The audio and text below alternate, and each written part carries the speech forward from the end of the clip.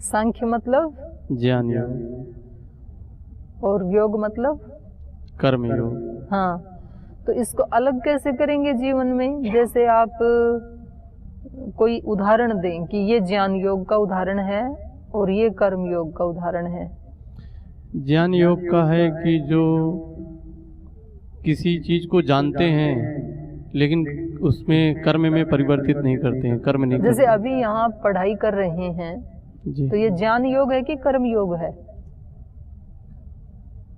ये तो मिश्रित में आएगा, कर्म भी कर रहे हैं। इसीलिए मैं पूछ रही हूँ कि आप किसको ज्ञान योग कहेंगे और किसको कर्म योग कहेंगे? क्योंकि जिस समय जान रहे हैं कुछ, तो अभी जान ही तो रहे हैं क्लास में, तो क्या इसको विशुद्ध ज्ञान योग कहेंगे क्या? कर्म भी हो रहा है ना जानने का, कर्म भी हो रहा है, ज्ञान भी हो रहा है, तो इसको ज्ञान योग कहें कि कर्म योग कहें?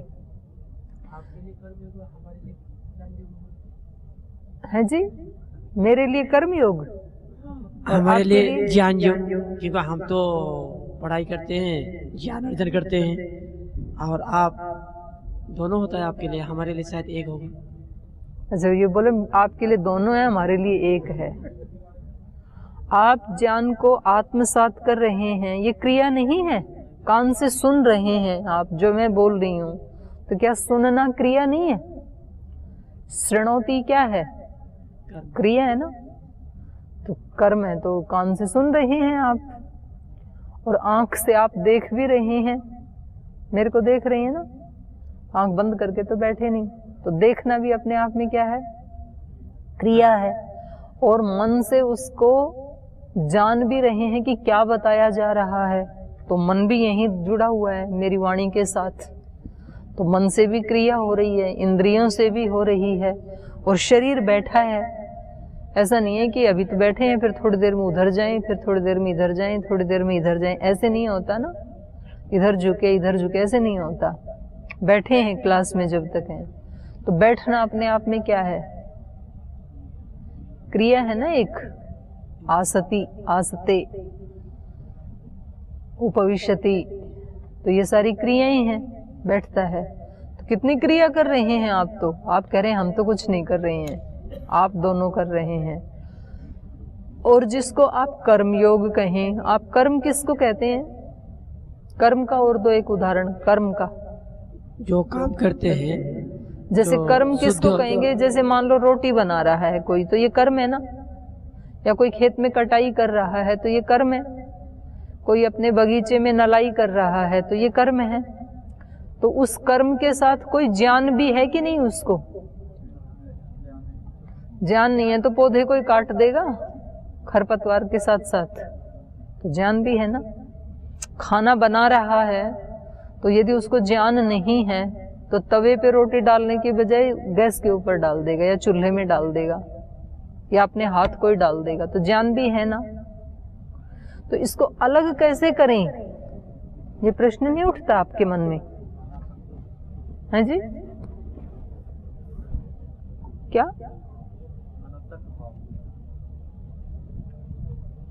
अकर्ता के भाव से किया हुआ कर्म जानपूर्वक, वो क्या हो जाएगा?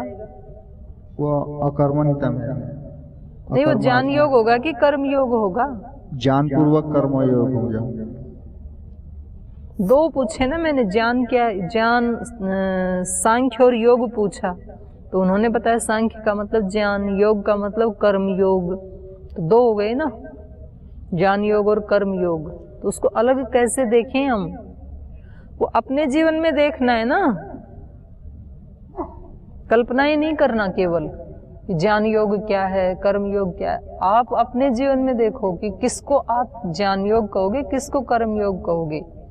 क्योंकि जो आप विशुद्ध रूप से ज्ञान प्राप्त कर रहे हैं, वो भी, उसमें भी कर्म दिखाई दे रहे हैं। मैंने बताया अभी आपको 5 क्रियाएं 6 क्रियाएं हो रही हैं आपके यहाँ बैठे बैठे ही। और जिसको आप कर्म कह रहे हैं उसके साथ भी ज्ञान जुड़ा हुआ है, तो उसको अलग कैसे करें? ज्ञान योग और कर्म योग को अलग कैसे करें? कर सकते हैं? कर सकते हैं? नहीं कर सकते? मुश्किल है ना, ये तो कल बताया था। तो आपको ये श्लोक बताना चाहिए तुरंत, आपको बोलना चाहिए कि सांख्य योगौ पृथक बाला प्रवदंती न पंडिता। सांख्य और योग को अलग अलग कौन कहते हैं? जो बालक बुद्धि वाले हैं। बाला प्रवदंती, बाला मतलब कच्ची बुद्धि वाले, जिनकी बुद्धि अभी परिष्कृत नहीं है, वो ही सांख्य और योग को अलग अलग मानते हैं। न पंडिता, ज्ञानी लोग उसको अलग नहीं मानते, क्योंकि दोनों क्या हैं? एक दूसरे से मिले हुए हैं। ज्ञान नहीं है तो व्यक्ति कर्म नहीं कर पाएगा। गाय कोई कर्म कर सकती है क्या? कोई कर्म मतलब जैसे यज्ञ याग आदि, जो बिना ज्ञान वाले उतने थोड़ा सा जो ज्ञान है, नैसर्गिक ज्ञान, उतने कर्म तो करती है। खाने का ज्ञान है उसको तो खा लेती है, बैठने का है, सोने का है, खड़े होने का है, पानी पीने का है, जितना है उतना कर लेती है। लेकिन आपकी तरह से पढ़ाई कर सकती है क्या? क्यों नहीं करती है? ज्ञान नहीं है। तो ज्ञान के बिना कोई कर्म कर सकता है? कर्म तो तभी होगा जब उसका ज्ञान होगा। ज्ञान नहीं है तो कैसे कर्म करेगा कोई व्यक्ति? जिस व्यक्ति को ये नहीं पता कि ध्यान में बैठना चाहिए, ये ज्ञान नहीं है, तो ध्यान में बैठेगा कैसे? जिसको ये ज्ञान नहीं है कि अंदर एक शरीर के अलावा कोई आत्म तत्व भी है, बुद्धि भी है, मन भी है, और उसको मुझे जानना चाहिए, उसके स्वरूप को, ये ज्ञान जब होगा तब व्यक्ति ध्यान आदि उपासना आदि में प्रवृत्त होगा। तो कर्म ज्ञान के बिना हो ही नहीं सकता, और कर्म के बिना ज्ञान नहीं हो सकता है। जब तक कोई कर्म नहीं करेंगे तब तक उसका पूर्ण ज्ञान नहीं हो सकता है, एक अंश का हो सकता है। आपने बैठ के पढ़ा पुस्तक में कि नदी में तैरना सीखना है या स्विमिंग पूल में तैरना है, तो तैरने के लिए हमें क्या करना है? पहले कपड़े उतारने हैं, फिर कुछ कपड़े पहन के रखने हैं, फिर पानी में जाना है, फिर अपने आप को ऐसे डालना है पानी में, फिर दोनों हाथों से पानी को हटाना है ऐसे ऐसे मछली की तरह से, फिर पीछे से पैरों को भी ऐसे ऐसे ऊपर नीचे करना है। ये सारा क्या है? वो पुस्तक का ज्ञान, शाब्दिक ज्ञान। लेकिन अब ज्ञान पूरा हो गया, अब इस व्यक्ति को डाल दो पानी में, ज्ञानी है ना, अब इसको पानी में डाल दो, गले तक के पानी में, तो डूबेगा कि तैरेगा? डूबेगा। ये ज्ञान इसको तैरने का कब होगा पूरा ज्ञान? जब वो कर्म करेगा, और वो कर्म करने के लिए पहले कमर तक के पानी में डाला जाता है और उस ट्रेनर कोई साथ होता है, तो फिर वो वैसा करेगा जैसा उसने पुस्तक में पढ़ा है, वैसा वो करेगा। वहां पे करेगा तो थोड़े दिन में तैरना आ जाएगा। तैरना आ जाएगा तो अब ये व्यक्ति नदी में भी तैर सकता है। तो ये जो इसको ज्ञान हुआ अंदर से तैरने का, ये किससे हुआ? कर्म से। वो कर्म किया तब ज्ञान हुआ। तो ज्ञान और कर्म दोनों क्या हैं? एक दूसरे के पूरक हैं। तो इसलिए इन्होंने कल बताया था, सांख्य योगौ पृथक बाला प्रवदंती न पंडिता। जो वास्तव में ज्ञानी लोग हैं वो ये सांख्य और योग के ऊपर झगड़ा नहीं करते हैं कि सांख्य श्रेष्ठ है या कर्म श्रेष्ठ है, ऐसे नहीं करते हैं वो, क्योंकि वो जानते हैं कि दोनों एक ही हैं, एक ही सिक्के के दो पहलू हैं। एकमपि आस्थित सम्यक उभयोर विंदते फलम। एक में भी ठीक से यदि वो स्थित हो जाए, कर्म भी यदि ठीक से करने लग जाए ज्ञान पूर्वक, तो ज्ञान का फल भी मिल जाएगा। और कर्म करते हुए यदि वो ज्ञान की स्थिति में, तो ज्ञान का फल भी मिल जाएगा। तो दोनों में से एक में भी ठीक से स्थित हो जाए, सम्यक उपस्थित, सम्यक आस्थित, ठीक रूप से डट जाए, उभयोर विंदते फलम, दोनों का फल प्राप्त कर लेता है।